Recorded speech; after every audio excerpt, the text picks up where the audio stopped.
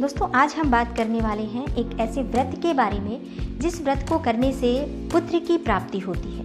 निश्चय ही इस व्रत के करने से मनचाही संतान की प्राप्ति होती है। अगर आपके कोई संतान नहीं है तब भी आप इस व्रत को करें, आपको संतान की प्राप्ति होगी, मनचाही श्रेष्ठ संतान की प्राप्ति होगी। लेकिन इस व्रत को अधिकतर लोग विशेषकर पुत्र प्राप्ति की कामना से करते हैं, जिसको पुत्र प्राप्ति की कामना होती है। ऐसे में क्या होता है कि बहुत से लोगों को 2 कन्या संतान है या 1 कन्या संतान है, अब वो चाहते हैं कि उनका एक पुत्र भी हो।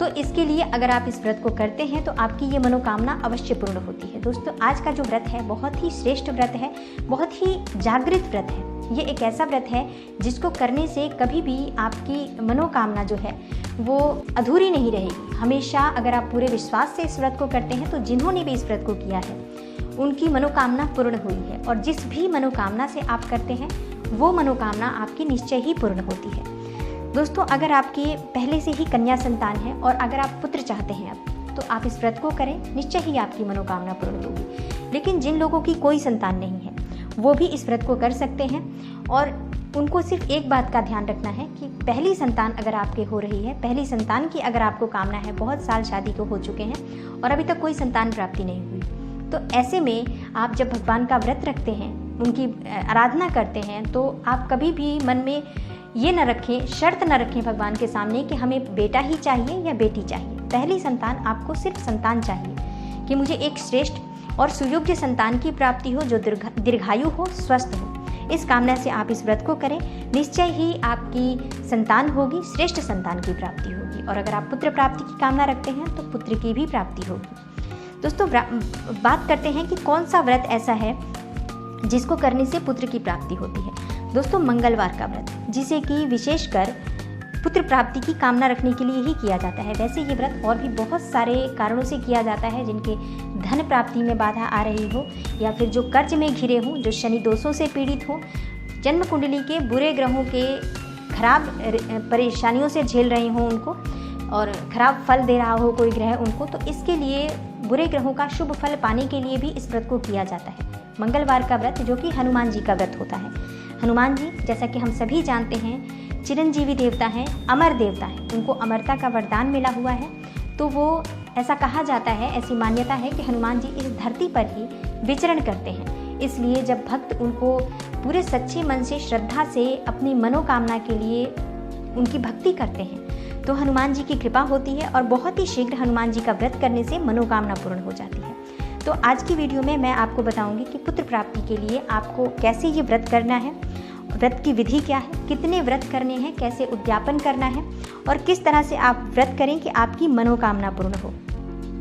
दोस्तों कितने व्रत करने चाहिए ये भी जानना बहुत ज़रूरी है। मंगलवार का व्रत क्या है, तो ये सभी बातें आज आपकी इस वीडियो में मैं शेयर करने वाली हूँ आपसे, इसलिए वीडियो को पूरा देखें। और अगर आपको वीडियो अच्छी लगे तो वीडियो को लाइक ज़रूर कर दें, शेयर कर दें अपने फैमिली और फ्रेंड्स के साथ। चैनल को सब्सक्राइब करें अगर आप चैनल पर नए हैं तो, और बेल आइकन को ज़रूर प्रेस करें। इससे ये होगा कि जब भी मैं कोई नई वीडियो अपलोड करूँगी तो उसकी नोटिफिकेशन सबसे पहले आपको मिलेगी। दोस्तों बात करते हैं कि मंगलवार का व्रत कितनी संख्या में रखना चाहिए और कब से रखना चाहिए। दोस्तों ये व्रत जो होता है मंगलवार का, ये शुक्ल पक्ष के प्रथम मंगलवार से रखना चाहिए। किसी भी महीने के शुक्ल पक्ष के प्रथम मंगलवार से आप इस व्रत को रख सकते हैं और कम से कम 21 व्रत ये करना चाहिए। 21 व्रत करने के बाद 22वें व्रत में आप इसका उद्यापन करेंगे।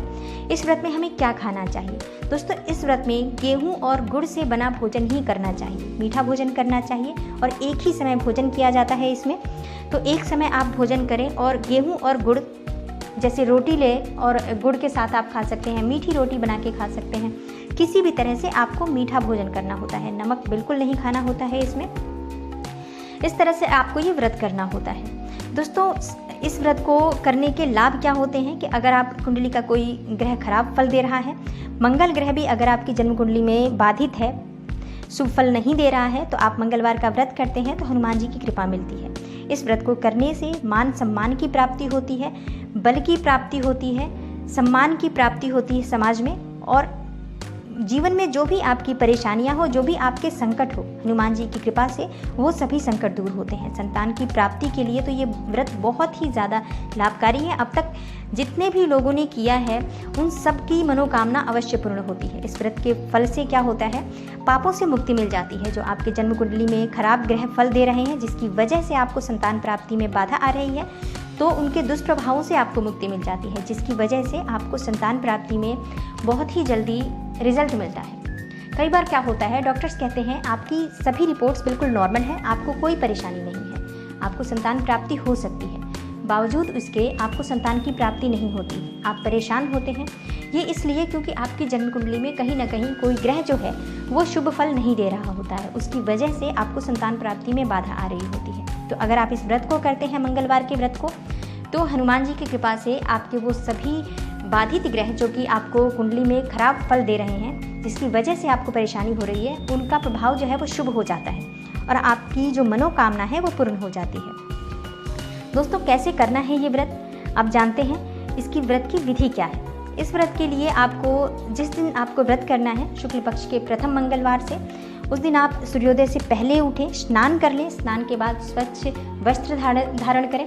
दोस्तों, इस दिन लाल वस्त्र धारण करना चाहिए। हनुमान जी की पूजा की जाती है, तो हनुमान जी को लाल वस्त्र बहुत प्रिय है। तो इस दिन आप लाल वस्त्र धारण करके हनुमान जी की पूजा करें।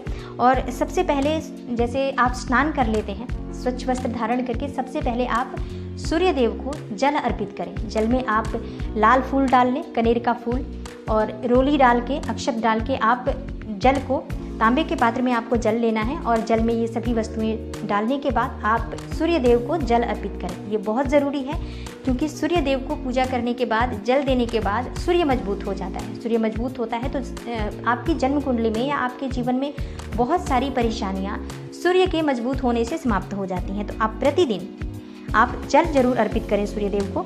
जल अर्पित करने के बाद आप अपने घर के ईशान कोण में आ जाएं, जहाँ पर आपका मंदिर है, जहाँ आपका पूजा स्थान है।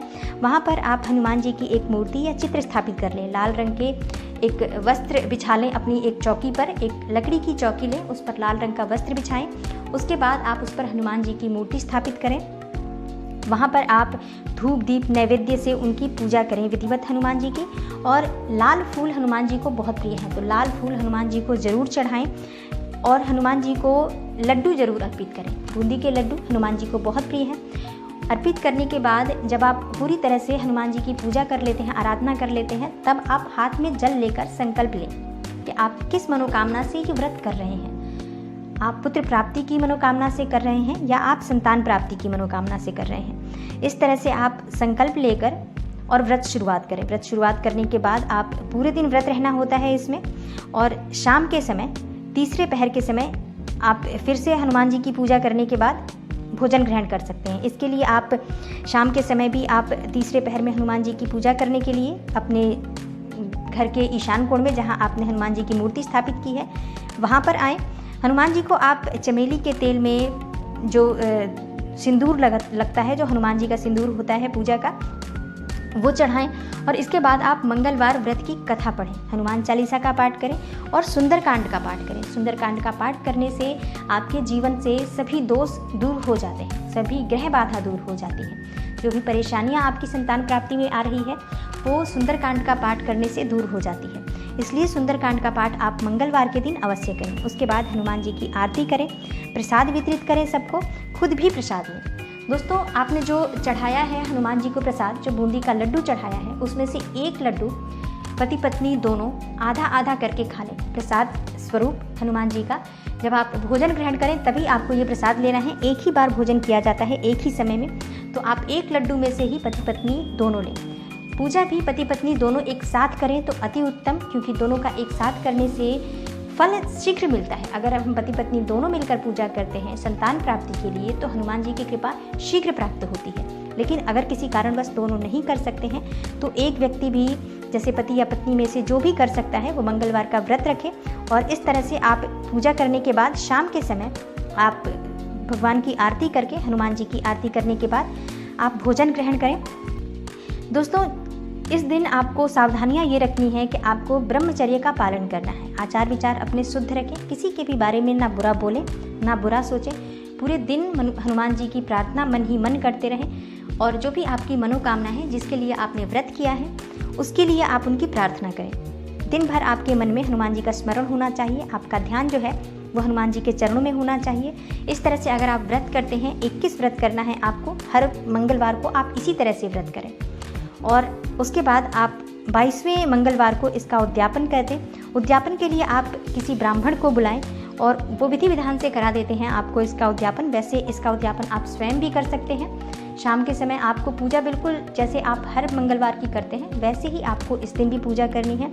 पूजा के बाद आपको 21 ब्राह्मणों को बुलाकर उन्हें भोजन कराना है। अब अगर आप 21 ब्राह्मण को नहीं बुला सकते हैं, इतने ब्राह्मणों को आप अफोर्ड नहीं कर सकते हैं, तो आप 5 ब्राह्मण भी बुला सकते हैं। और अगर आप इतना भी अफोर्ड नहीं कर सकते हैं तो आप 1 ब्राह्मण भी बुला सकते हैं। लेकिन किसी न किसी ब्राह्मण को बुलाकर उसको भोजन कराएं, उन्हें दान दक्षिणा दें, वस्त्र दान दें और उनसे आशीर्वाद प्राप्त करें। आशीर्वाद प्राप्त करें, महाराज को बोले, ब्राह्मण महाराज, ब्राह्मण देवता जो आप बुलाए हैं उनको दक्षिणा देने के बाद उनसे आशीर्वाद प्राप्त करें पुत्र प्राप्ति के लिए या संतान प्राप्ति के लिए। इस तरह से अगर वो आशीर्वाद देते हैं निश्चय ही आपकी मनोकामना पूर्ण होगी।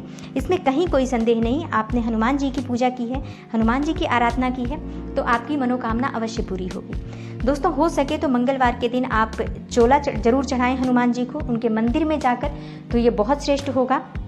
नहीं तो अगर आप हर मंगलवार को ये नहीं कर रहे हैं तो कम से कम जिस दिन आप उद्यापन कर रहे हैं 22वें मंगलवार को, उस दिन आप पूजन करने के बाद हनुमान जी को चोला चढ़ाएं उनके मंदिर में जाकर। वहाँ पर जाकर उनको भोग लगाएं, लड्डू अर्पित करें और वो प्रसाद स्वरूप आसपास जो लोग हैं उन सबको वो बूंदी के लड्डू जो आपने चढ़ाए हैं वो बांट दें। और उसके बाद घर आकर आप ब्राह्मणों को भोजन कराएं, अपनी क्षमता के अनुसार उन्हें दान दक्षिणा दें। इस तरह से अगर आप व्रत करते हैं तो आपकी मनोकामना जरूर पूरी होगी। आपके पुत्र संतान या पुत्री संतान जो भी चाहिए वो अवश्य प्राप्त होगा। दोस्तों, हनुमान जी की कथा आप अवश्य पढ़ें। हर मंगलवार को अगर आप ये कथा पढ़ते हैं तो आपकी मनोकामना अवश्य पूरी होती है। हनुमान जी की कथा भी इसी तरह से है कि इस व्रत में एक निसंतान ब्राह्मण दंपत्ति थे जो कि बहुत दुखी थे। ब्राह्मण एक दिन वन में पूजा करने गया और वह हनुमान जी से पुत्र की कामना करने लगा। उसकी इच्छा थी कि उसको एक पुत्र की प्राप्ति हो। घर पर उसकी स्त्री भी जो थी वो पुत्र प्राप्ति के लिए मंगलवार का व्रत रखती थी। मंगलवार को व्रत के अंत में हनुमान जी को भोग लगाकर भोजन करती थी। एक बार व्रत के दिन ब्राह्मणी भोजन न बना पाई और न भोग ही लगा सकी। तब उसने प्रण किया कि अगले मंगलवार को भोग लगाने के बाद ही वो पारण करेगी, भोजन ग्रहण करेगी। भूखी प्यासी 6 दिन तक रही और उसके बाद अगले मंगलवार को वो बेहोश हो गई। हनुमान जी उसकी निष्ठा और लगन को देखकर प्रसन्न हो गए। उसे दर्शन देकर कहा कि वे उससे प्रसन्न हैं, उसे बालक देंगे जो कि उसकी सेवा किया करेगा। हनुमान जी ने उस स्त्री को पुत्र रत्न दिया और अंतर्ध्यान हो गए। ब्राह्मणी बहुत प्रसन्न हुई। उसने उस बालक का नाम मंगल रखा। जब ब्राह्मण घर आया तो बालक को देख पूछा कि वो कौन है। पत्नी ने सारी कथा अपने स्वामी को बताई। पत्नी की बातों को छल पूर्वक जानकर ब्राह्मण को अपनी पत्नी के चरित्र पर संदेह हुआ। एक दिन मौका देखकर ब्राह्मण ने बालक को कुएं में गिरा दिया। घर पर पत्नी के पूछने पर ब्राह्मण घबराया और पीछे से मंगल मुस्कुराता हुआ आ गया। ब्राह्मण आश्चर्यचकित रह गया। रात को हनुमान जी ने उसे सपने में सारी कथा बताई तो ब्राह्मण प्रसन्न हुआ। फिर वह दंपत्ति मंगलवार का व्रत रखकर आनंद का जीवन व्यतीत करने लगे। तब से वह व्रत पुत्र प्राप्ति के लिए रखा गया। दोस्तों, ये व्रत पुत्र प्राप्ति के लिए ही रखा जाता है, मंगल दोषों को दूर करने के लिए रखा जाता है। विशेषकर इस व्रत को करने से पुत्र संतान की प्राप्ति होती है। उम्मीद करती हूँ आज की आपको ये वीडियो अवश्य अच्छी लगी होगी और इस वीडियो से आपको लाभ अवश्य प्राप्त होगा। अगर आप इस विधि विधान से हनुमान जी की पूजा आराधना करते हैं और अगर आप सच्चे मन से व्रत रखते हैं तो निश्चय ही आपकी मनोकामना पूर्ण होगी। इसमें कहीं कोई संशय नहीं है। दोस्तों, उम्मीद करती हूँ आज की वीडियो आपको ज़रूर अच्छी लगी होगी। वीडियो अच्छी लगी हो तो लाइक कर दें, शेयर कर दें अपने फैमिली और फ्रेंड्स के साथ। उन लोगों के साथ शेयर करें इसे जिसको इस वीडियो की आवश्यकता है, जो संतान प्राप्ति की कामना रखते हैं या जो पुत्र प्राप्ति की कामना रखते हैं। उन्हें ये वीडियो अवश्य शेयर करें। मैं मिलती हूँ आपसे अगली वीडियो में किसी नई और महत्वपूर्ण जानकारी के साथ। तब तक के लिए नमस्कार।